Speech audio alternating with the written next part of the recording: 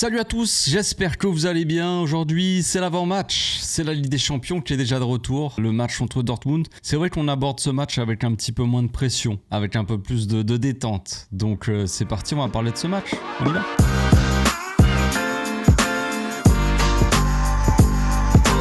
Au passage, n'hésite pas à nous rejoindre si c'est pas encore fait et à partager la chaîne autour de toi, ça fera plaisir à tonton. Dortmund, Barça, une belle affiche de Ligue des Champions, on l'a vu la dernière fois, mais aussi la première fois. Ça fait déjà 2 matchs qu'on fait contre eux, ça va être le 3e cette saison. Un peu comme Benfica d'ailleurs, 3 matchs cette saison, un peu comme le Classico, sauf que le Classico il y aura 4 matchs cette saison. Bref, en tout cas, c'est vrai qu'on a joué beaucoup de matchs cette saison et beaucoup de matchs entre les mêmes équipes. Bon, ça c'est un fait super sympa, étonnant, on se marre bien, c'est génial. Mais Dortmund c'est quand même une belle équipe qui produit du beau football, voilà, qui est assez emballante. C'est une équipe qui attaque, qui n'a pas peur, voilà. Maintenant, ce match-là, on l'aborde avec beaucoup de moins de pression, comme j'ai dit dans l'intro, parce que, évidemment, évidemment que le Barça a déjà un pied en demi-finale. C'est vrai que c'est le genre de truc que j'aime pas trop dire, parce que j'ai pas envie de trop m'avancer, j'ai pas envie de trop porter la ligne au Barça, tout ça. Mais bon,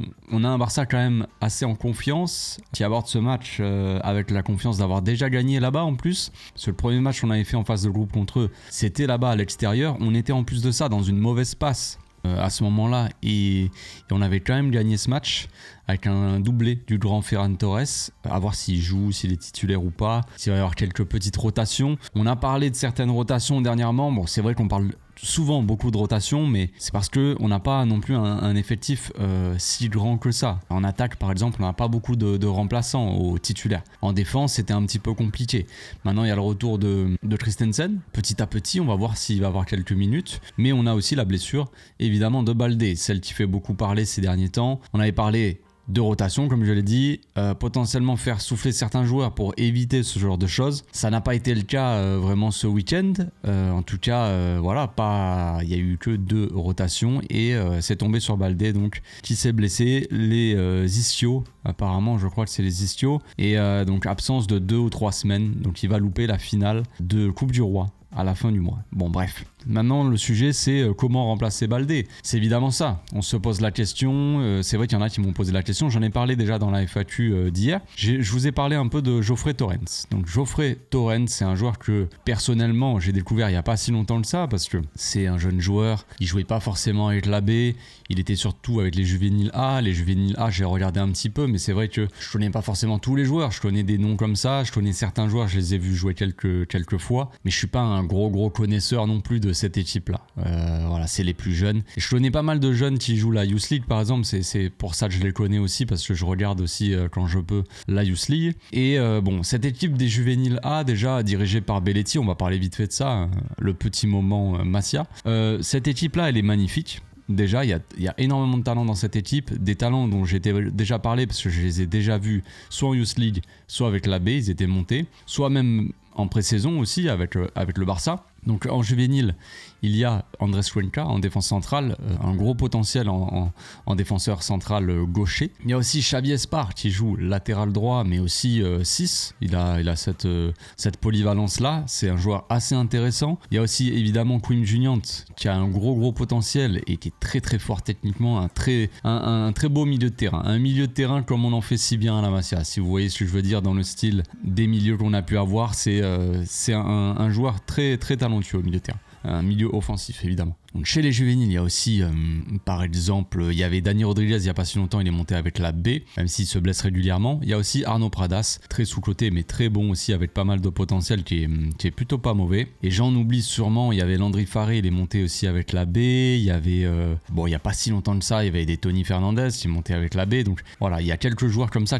il y a beaucoup de joueurs en fait, des juvéniles qui sont montés avec le Barça B cette saison, parce que le Barça B, il y a un nouveau projet qui s'est installé, Marquez il est parti, il y a pas mal de joueurs qui sont partis, il a fallu remplacer, fournir un petit peu cet effectif de l'équipe B et on a fait monter beaucoup de joueurs. Est-ce qu'ils étaient prêts ou pas à monter, je ne sais pas, mais c'est pas le sujet. Bref, maintenant parlons du latéral gauche de Geoffrey Torrens qui vient de monter avec la B. Ce joueur-là, c'est potentiellement un crack. Franchement, alors, on a tendance tout le temps à dire que tous ceux qui viennent de la Masia sont des cracks et tout ça, et peut-être que des fois on en fait trop, tout ça, mais franchement, Geoffrey Torrens, je trouve qu'il a un grand talent. C'est un joueur très offensif, un latéral gauche très offensif, mais déjà assez costaud physiquement, à l'image de ce qu'on peut voir avec des Bernal, des mecs comme ça qui sont très jeunes de base et qui sont vachement en avance sur leur temps. C'est aussi parce que physiquement ils sont déjà pas mal développés. Physiquement il est assez costaud. Moi je l'avais vu il y a quelques semaines, là il y a 2 semaines je crois. Je l'ai vu après le match de la B, j'étais allé voir la B. J'avais croisé Gian Virgili d'ailleurs, grosse pépite aussi.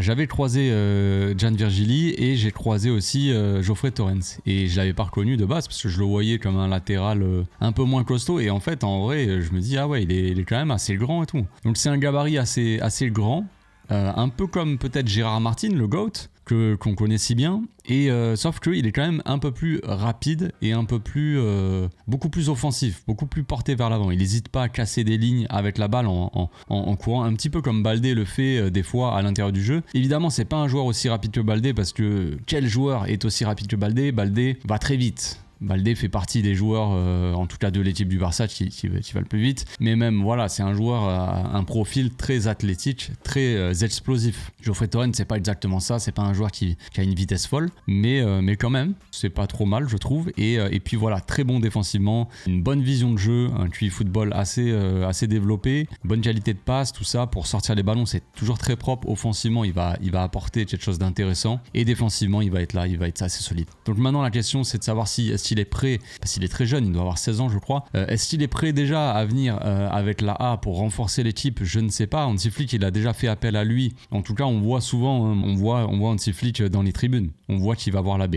Donc ça c'est quelque chose de positif. On en avait déjà parlé sur la chaîne, mais c'est quelque chose d'assez positif que le coach comme ça s'intéresse autant aux équipes de jeunes pour voir s'il y a des potentiels pour les faire monter en équipe première, les intégrer, tout ça. Ça avait déjà été le cas avec les cousins Fernandez, où il avait appelé durant la saison. Ça avait été le cas avec Cuenca même, dont j'ai parlé tout à l'heure, et probablement d'autres, je ne sais plus, mais bon. Donc là, il suit de près Geoffrey Torrens, Baldé qui va être absent 2-3 semaines. Comment on va pouvoir gérer ça? Est-ce que y en a qui m'ont dit pourquoi pas mettre Inigo Martinez à gauche ou Eric Garcia? On a parlé de Ronald aussi. C'est des solutions de bricolage. C'est pas forcément des latéraux vraiment de formation. Donc est-ce qu'on choisit de faire confiance à la jeunesse, ou même à Hector Forte, qui a déjà joué à gauche et qui a fait déjà des bons matchs la saison dernière et tout ça? Ou est-ce qu'on choisit l'expérience et le bricolage avec un Inigo sur la gauche? Ça m'étonnerait. Franchement, ça m'étonnerait qu'Inigo joue latéral gauche. Enfin bref, on va parler un petit peu de Dortmund quand même. Mon intro, ma parenthèse Masia a duré quand même pas mal de temps. Donc Dortmund, on a un sacré avantage. 4 buts à l'aller. On les a vraiment fouettés concrètement. On aurait pu en mettre plus en plus de ça. On aurait pu en prendre aussi 2 si Girassi avait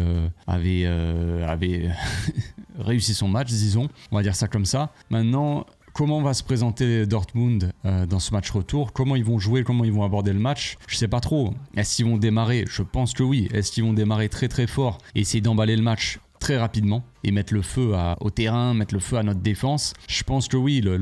Si tu veux remonter de 4 buts, on connaît nous comment on fait. Il faut démarrer les matchs comme des malades mentaux et démarrer et tout envoyer.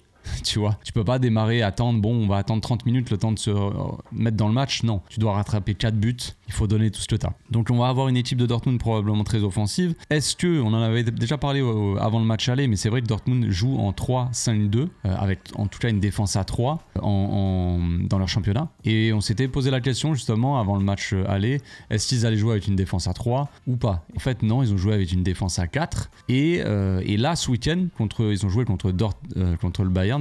C'est assez intéressant parce que Dortmund frappe quand même Barça, Bayern, Barça. C'est des sacrés matchs pour eux, donc pas le temps de se reposer, pas le temps de souffler, pas le temps de faire des rotations ou quoi que ce soit. Ils doivent se donner à fond et essayer d'aller chercher la victoire, quoi, forcément. C'est les matchs de prestige. Donc là, contre le Bayern, ils ont quand même fait match nul 2-2. Je vous avoue que j'ai pas regardé le match, mais de ce que j'ai vu, c'est qu'ils ont rejoué à nouveau avec une défense à 3. Voilà. Et faire 2-2 contre le Bayern, c'est plutôt quelque chose de correct aussi. De ce que j'ai compris, Dortmund a quand même énormément subi dans ce match contre le Bayern. Je pense que le gardien a été mis à contribution, le gardien de Dortmund, Kobel. C'est lui qui a eu la meilleure note du match d'ailleurs, qui a dû être homme du match. Je crois qu'il a fait 9 arrêts. Le Bayern qui a fait 28 tirs. à 11. Donc franchement, le Bayern, ils se sont défoulés un petit peu sur la défense et sur le gardien de Dortmund, mais ils ont réussi à être solides quand même. Donc ça, c'est une info à prendre en compte. Un Dortmund plutôt solide défensivement. Bon, ils l'ont pas été contre le Barça, certes, mais ils l'ont été contre le Bayern. Et ils l'ont été, comme je l'ai dit, donc en 3-5-2. Donc peut-être il faut s'attendre cette fois-ci à jouer contre un Dortmund qui va jouer en 3-5-2. Bref, maintenant on va parler un petit peu de la composition d'équipe. Est-ce qu'on va avoir des rotations? On a vu ce week-end que Lewandowski est sorti, par exemple. Lamine et Rafinha sont pas sortis. Pedri il sort régulièrement. Frenkie qui n'était pas titulaire, donc je pense qu'il devrait l'être. Gavi aussi qui est rentré en cours de match, je crois bien, et qui n'était pas titulaire, c'était Fermin. Baldé qui va pouvoir se reposer quelques semaines vu que il n'a pas le choix. Et maintenant voilà, Koundé, Kouarsi qui était sur le banc aussi, donc il y a eu des petites rotations. Donc on va voir comment ça va se passer, savoir si Flick va à nouveau faire 2-3 rotations, pas non plus, il va pas changer le 11 évidemment, mais il va probablement faire souffler ou changer 2-3 choses par rapport au dernier match, je pense. Donc sans plus tarder, on va passer à la composition d'équipe, les amis, c'est parti. Voici donc mon 11 pour le match de demain. Quelques changements, mais pas non plus un truc de ouf. Je pense qu'il faut quand même avoir une certaine équipe pour éviter, comme je l'ai dit, une folle remontada. On a connu suffisamment d'histoires assez tristes récemment, enfin dans notre passé, sur les 10 dernières années, on va dire ça comme ça, en Europe. J'ai pas envie que ça se reproduise, on va pas faire 11 changements, mettre l'équipe B, parce qu'on gagne 4-0. Certes, on a un très grand avantage, mais bon, attention à pas se croire déjà qualifié alors qu'on n'a même pas joué le match. Enfin, en tout cas, c'est ma façon de voir les choses. Donc, Gérard Martin à gauche, bon ça c'était évident. Koubarsi, Araujo dans l'axe, on fait souffler un petit peu Inigo qui a été clairement un sauveur dans le dernier match. Koundé à droite, bon voilà, ça c'est évident. Je pense que si jamais il faudra faire souffler Gérard Martin, le GOAT, eh bien on mettra Hector Fort, parce que j'en ai parlé, Geoffrey Torrens, tout ça tout à l'heure, mais en tout cas il n'a pas été convoqué, parce qu'il n'est pas, si je me trompe pas, il est pas enregistré avec la A en Ligue des Champions, donc de toute façon je crois que tu peux pas le convoquer. Koubarsi donc Araujo, De Jong de retour en 6, on a vu la différence quand il est rentré ce week-end. Je pense qu'il y a quand même une grosse différence avec De Jong ou pas titulaire en termes de domination dans le jeu. Je pense que tu as besoin de lui de toute façon. Si on avait eu Bernal ou Casado à la limite, comme un peu au début de saison, je vous aurais dit bon, à la limite, tu vois, on peut faire des rotations comme ça, mais là De Jong est quand même très utile. Comparé à Garcia, je veux dire, c'est le jour et la nuit. Pedri et Gavi donc à côté, Rafinha, Lewandowski, Ferran en attaque. Donc Pedri, oui, on le voit encore, il se repose pas trop. Je me dis on a besoin de lui, mais il faudrait potentiellement le faire sortir quand même assez tôt. Mettre un Fermin, un Olmo aussi qui est de retour, on en a peut-être pas parlé, je m'en souviens plus, mais il y a le retour évidemment de Dani Olmo qui va faire du bien. Offensivement, qui peut apporter, qui peut remplacer Lewandowski potentiellement en 9 ou jouer au milieu de terrain. Voilà, ça fera du bien d'avoir Olmo, même si sur les derniers matchs il était un peu irrégulier tout ça, mais ça reste un joueur qui t'apporte énormément offensivement. Bref, donc voilà, un peu de rotation, je fais souffler Lamine Yamal concrètement, et je fais souffler Inigo Martinez et Fermin par rapport au dernier match. J'ai hésité à faire souffler Lewandowski, mais on peut pas faire souffler Lewandowski et Lamine Yamal, on n'a pas assez de choix devant. Je partirais pas non plus avec une attaque Ferran Torres, Pau Vitor, Soufati par exemple, tu vois, on va pas abuser. Maintenant à voir en cours de match s'ils peuvent faire souffler certains, tout ça. Lamine Yamal, évidemment je le ferai rentrer, tu vois, je lui donnerai quelques minutes, mais je le ferai pas démarrer. Maintenant je pense qu'encore une fois il va être titulaire avec Rafinha, peut-être Ferran à la place de Lewandowski, c'est une possibilité. En termes d'attaque, d'animation on va dire, je partirai sur un tout classique, Ferran qui sera très axial, qui tournera peut-être un tour autour de Lewandowski, un Gavi assez offensif dans le demi-espace droit, un double pivot, Gérard Martin qui va monter, Koundé ici, et voilà, on va avoir un truc comme ça classique. Koundé qui, faudra faire gaffe sur les latéraux, qui montent pas trop non plus, qui s'enflamment pas trop, parce que évidemment les contre-attaques de Dortmund, elles peuvent faire mal avec des ailiers qui vont très vite, et que ce soit Koundé, même si Koundé ça va, mais surtout Gérard Martin côté gauche, c'est pas une foudre de guerre en termes de vitesse, je veux dire, s'il se fait prendre dans son dos, c'est Koubarsi qui va être content. donc attention à pas monter trop, pas s'exposer. Il peut y avoir aussi des ailiers qui collent vachement la ligne, qui écartent, on va dire, avec vraiment un 6 et 2 milieux intérieurs comme ça, et des latéraux qui jouent assez bas quand on construit, tout du moins, avec des latéraux qui sont assez bas, mais à partir du moment où on passe un peu le milieu de terrain, il peut y avoir cette animation où, que ce soit Ferran ou Rafinha, ils rentrent dans l'axe et les latéraux montent, tu vois, comme ça. Mais peut-être qu'à la construction, on partira plus avec un Ferran qui va coller la ligne. Je pense que c'est un truc comme ça qu'on va avoir. Surtout s'ils sont à 3 derrière, je pense que les latéraux vont attirer, on va dire, les pistons. Et derrière, on sera à 3 contre 3, tu vois. Faire exprès d'avoir des ailiers qui écartent bien la ligne, comme ça, la défense à 3, ben, ils pourront pas forcément s'écarter non plus, sinon ils vont laisser trop d'espace. Et peut-être qu'il y aura un truc comme ça. Voilà, c'est tout pour la compo, c'est tout pour l'avant-match. J'espère que ça vous a plu. Je sais pas si vous ferez tourner un peu plus